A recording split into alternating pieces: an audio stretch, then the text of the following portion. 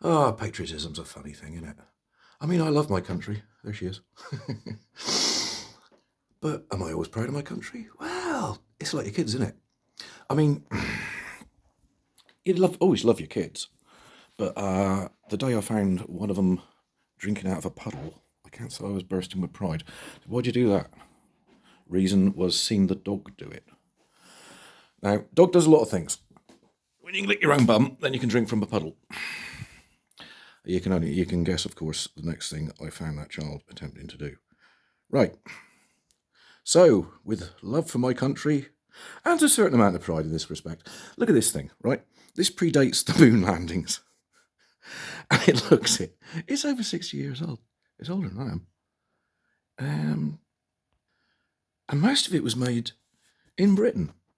BSA bought in parts, obviously. They were a big company, but they didn't make everything. So Amal made the carburetors. It's not Amel. I thought it was Amel for ages. It's Amal. And that does make sense, because Amel's more of an exhaust sort of word, isn't it? I mean, you could have an Amel muffler. Like, if your exhaust was particularly noisy, you might benefit from an Amel muffler, is what I'm saying. I'll stop there. Okay, I think I'm past the bum jokes. Right. Also, you got the electrics brought in, but they're made by Lucas, Prince of Darkness. Tyres were probably Dunlop. Yeah, Scottish. So, all in all the steel and iron, a lot of it would have come from Wales. A lot of it would have come from Britain. Rubber, obviously not so much. That would have been from the Empire. Commonwealth. It would have been the Commonwealth by this point, sometime in the 50s.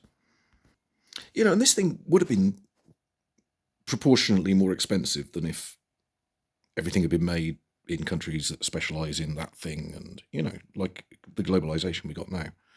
Everybody can just get on with their own thing. It's an expansion of the factory system whereby, yeah, Henry Ford's famous for it, but there was a pin factory in Britain that did the same thing, where everybody had one job and one job alone. And that was so much more efficient than making the whole thing in one go. And it's kind of like that, but on a global scale. That's all globalism is. But this is a pre-globalism thing. This was obviously the Empire. The Empire was not as big as the globe, so. But things ain't like that no more. If you buy a vehicle made in your country, you'll find lots of foreign parts in it. And Peter Navarro, who is a politician in America. See, I know shit, right? Peter Navarro, very recently, as of this recording, said that GM, Ford and that, they aren't really American companies. You know, it's low nose when you think about it, you know, because they've got so many bits and bobs that come from other countries. So they're not really American companies in the way Peter Navarro would define it. But my point here, what confuses me about Peter Navarro's stance, is that it's been like that, the stuff he's saying about it, it's been like that for a very long time. I mean, take this thing. 1979. It's got an American carburetor on it, but it didn't originally. They had Japanese carburetors on them. If you look at the clocks, funnily enough, the only bit of this bike that says Harley-Davidson is the clocks. There you go. They weren't made in America. They're Japanese. I mean, this is obviously a Japanese front end, but the original front end on these I think is Japanese as well. I'm sure I saw that shirt. It starts with an SH, but I'm sure I saw an original one of these with those, with Japanese shocks, even back in '79, like I'm saying. This rear brake here, this is Japanese. It's made by a Japanese company called Daytona. When I got it, it did have a little Harley-Davidson sticker on it, but that was gone. And that's from 2017 through to 2020 that they had those brakes on the Sportsters.